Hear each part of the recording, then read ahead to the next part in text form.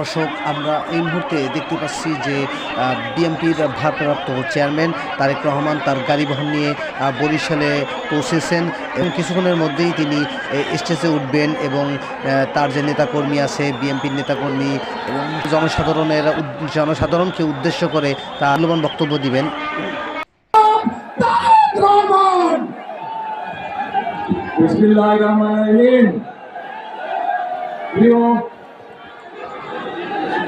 বরিশালবাসী, প্রিয় পটুয়াখালীবাসী, বরগুনাবাসী, ভোলাবাসী, প্রিয় ঝালকাঠিবাসী, আসসালামু আলাইকুম। আসসালামু আলাইকুম। কেমন আছেন আপনারা? আলহামদুলিল্লাহ। প্রিয় উপস্থিতবৃন্দ, প্রিয় ভাই ও বোনেরা, আজ আমরা এখানে একত্রিত হয়েছে নির্বাচন উপলক্ষে। কোন নির্বাচন? আগামী 12 তারিখে বাংলাদেশে একটি জাতীয় নির্বাচন অনুষ্ঠিত হতে যাচ্ছে। সেই নির্বাচনে এই মাঠে উপস্থিত প্রত্যেকটি ভাই বোন সহ সমগ্র বরিশাল বিভাগ সহ সমগ্র বাংলাদেশের প্রায় 13 কোটি ভোটার সেই নির্বাচনে ইনশাআল্লাহ ভোট প্রদান করবে। প্রিয় ভাই বোনেরা, এই যে মঞ্চের সামনে আমার এখানে কিছু মানুষ বসে আছে, এই মানুষগুলো কোন জুলাই আন্দোলনে যে শহীদ হচ্ছে সেই পরিবারের সদস্যবৃন্দ। এই যে পরিবারগুলো বসে আছে, তাদের যে স্বজনেরা, যে প্রিয়জনেরা আজ গুমের শিকার হয়েছে, জুলাই আন্দোলনে অত্যাচারে নির্যাতিত বা শহীদ হয়েছে, সেই মানুষগুলোর কি প্রত্যাশা ছিল? সেই মানুষগুলোর প্রত্যাশা ছিল এই বাংলাদেশের মানুষ তাদের যে অধিকার, যে অধিকারকে বিগত 16 বছর ধরে ছিনিয়ে নেওয়া হয়েছিল, ভোটের অধিকার, কথা বলার অধিকার, সেই অধিকারকে জনগণের জন্য লড়াই করে আনতে গিয়ে এই মানুষগুলো হত্যার শিকার হয়েছে, গুমের শিকার হয়েছে, খুনের শিকার হয়েছে। প্রিয় ভাই বোনেরা, বিগত 15 বছর আমরা দেখেছি যে জনগণের ভোট নিয়ে কিভাবে নিষিদ্ধাজ্ঞের ভোট অনুষ্ঠিত হয়েছে। আমরা দেখেছি জনগণের ভোটের অধিকার কেড়ে নিয়ে কিভাবে আমি দামি নির্বাচন করা হয়েছিল, তথাকথিত নির্বাচন নয়, মনে আছে আপনাদের?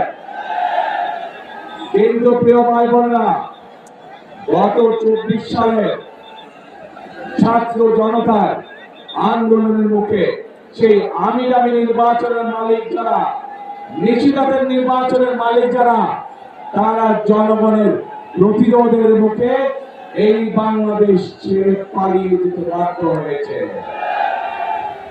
এখন এই বাংলাদেশ হচ্ছে জনগণের বাংলাদেশ। এখন এই বাংলাদেশ চলবে জনগণের রায়ের ভিত্তিতে, এবং এই জন্যই বাংলাদেশের মানুষ আগামী 12 তারিখে তাদের পছন্দসই প্রতিনিধি নির্বাচন করবে, যারা জনগণের ইচ্ছা মতন জনগণের কাছে জবাবদিহি করার মাধ্যমে ইনশাআল্লাহ আগামী দেশ পরিচালনা করবে। কিন্তু প্রিয় ভাই বোনেরা, 5ই আগস্টের পরবর্তীতে আমরা আশা করেছিলাম যে 5ই আগস্টের পূর্বে সেই যে স্বৈরাচার, যারা জনগণের ভোটের অধিকার, কথা বলার অধিকার কেড়ে নিয়েছিল, তারা যেই ভাষায় কথা বলতো জনগণকে, বিভিন্ন বাংলাদেশের সম্মানী গণমান্য ব্যক্তিকে যেভাবে অপদস্থ করত, যেভাবে মানুষকে তারা ছোট করত, নিশ্চয়ই 5ই আগস্টে তাদের পালিয়ে যাওয়ার পরে এই রীতি নিশ্চয়ই বন্ধ হয়ে গিয়েছে। কিন্তু দুঃখের সাথে আমরা খেয়াল করলাম যে এই রীতি বন্ধ হয় নাই।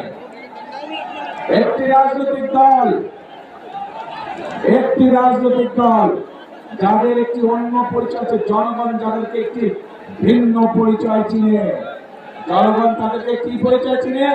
গুপ্ত পরিচয় চিনে, গুপ্ত পরিচয়। আপনারা চিনেন কারা তারা গুপ্ত? বাংলাদেশের রাজনীতিতে কারা সেই গুপ্ত? চেনেন আপনারা, আলহামদুলিল্লাহ। প্রিয় ভাই বোনেরা, বর্তমানে বাংলাদেশে এক নতুন জালেমের আবির্ভাব হয়েছে। এই গুপ্ত সংগঠনের ব্যক্তিরা নতুন জালেম রূপে আবির্ভূত হয়েছে বাংলাদেশের মানুষের কাছে। কেন? প্রিয় ভাই বোনেরা, এই বাংলাদেশে আবহাওয়ান কাল ধরে, শত হাজার বছর ধরে এই বাংলাদেশে নারী পুরুষ সকলে মিলে মাঠে কাজ করে। বাংলাদেশে যেমন কৃষক ভাইরা কাজ করে মাঠে, একইভাবে আমরা জানি বাংলাদেশের বিভিন্ন প্রত্যন্ত অঞ্চলে কৃষাণী বোনরাও তারা মাঠে কাজ করে। প্রিয় ভাই বোনেরা, শুধু মাঠেই নয়, বিভিন্ন কল কারখানায় আমরা দেখেছি আমাদের মায়েরা, আমাদের বোনেরা, আমাদের নারীরা তারা পুরুষের পাশাপাশি কাঁধে কাঁধ মিলিয়ে কাজ করে। তারা যে গার্মেন্ট শিল্প নিয়ে সমগ্র পৃথিবীতে আমরা গৌরব বোধ করি, সেই গার্মেন্ট শিল্প টিকিয়ে রেখেছে এই দেশের নারী সমাজ, এই দেশের মা বোনেরা।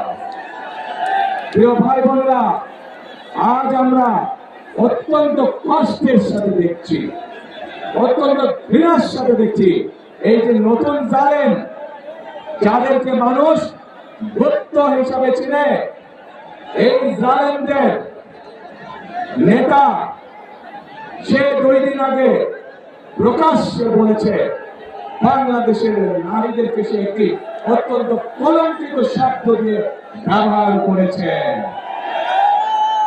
প্রিয় ভাই বোনেরা, যে ব্যক্তি বা যেই দলের তার দেশের মা বোনদের প্রতি ভিন্ন মাত্র শ্রদ্ধা নেই, যে নেতা, যে দলের নেতা কর্মীদের নিজের দেশের মা বোনদের কষ্টের প্রতি বিন্দু মাত্র সম্মান নেই, তাদের কাছ থেকে আর চাই হোক বাংলাদেশ কখনো অগ্রগতি আশা করতে পারে না। তাদের কাছ থেকে আর যাই হোক বাংলাদেশের মানুষ আত্মসম্মানমূলক কোন মর্যাদাপূর্ণ কোন আচরণ আশা করতে পারে না। প্রিয় ভাই বোনেরা, এই জালেমদের একটি কথাই শুধু বললাম, আমি আপনাদেরকে আরো একটি কথা বলছি। তার আগে বিবি খাদিজার সম্পর্কে আপনারা জানেন না? আমাদের প্রিয় নবী করিম সাল্লাল্লাহু আলাইহি ওয়াসাল্লামের স্ত্রী এই বিবি খাদিজা, উনি একজন কর্মজীবী মহিলা ছিলেন। উনিও একজন কর্মজীবী মহিলা ছিলেন। ওনার নিজের ব্যবসা বাণিজ্য ছিল, যেখানে নবী করিম সাল্লাল্লাহু আলাইহি ওয়াসাল্লাম নিজেও কাজ করতেন। প্রিয় ভাই বোনেরা, এরা বলে ইসলামের রাজনীতি করে, অথচ নবীর স্ত্রী নিজে যেখানে একজন কর্মজীবী মহিলা ছিলেন, সেখানে কেমন করে একটি রাজনৈতিক দলের নেতা এবং কেমন করে সেই রাজনৈতিক দলকে তাবৎ বাংলাদেশের নারী সমাজকে এমন একটি কলঙ্কিত শব্দ জর্জরিত করল। প্রিয় ভাই বোনেরা, বদরের যুদ্ধ নিশ্চয়ই আপনারা জানেন কম বেশি সবাই।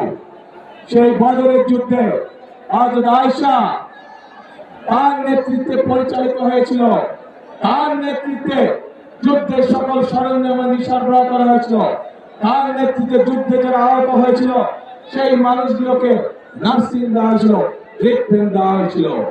আগে আমরা ইসলাম ধর্ম বলি, আমরা আমাদের দেশের সামাজিক অবস্থান বলি, সকল জায়গায় নারীদের একটি শক্তিশালী অবস্থান আছে এবং আমরা কোনোভাবে অস্বীকার করতে পারবো না। এই নারীদেরকে পেছনে রেখে, এই নারীদেরকে ঘরে বন্দী করে রেখে কোনোভাবেই আমরা বাংলাদেশকে সামনে নিয়ে যেতে পারবো, এটি আমরা কখনোই মনে করি না। এবং সেই জন্যই দেশনেত্রী খালেদা জিয়া যখন দেশ পরিচালনার দায়িত্বে ছিলেন, উনি বাংলাদেশের নারীদের শিক্ষা ব্যবস্থাতে সম্পূর্ণ বিনামূল্যে করে দিয়েছেন ইন্টারমিডিয়েট পর্যন্ত। প্রিয় ভাই বোনেরা, আজ সময় এসেছে। বরিশাল থেকে মোহাম্মদ মনির হোসেন, আমাদের বরিশাল।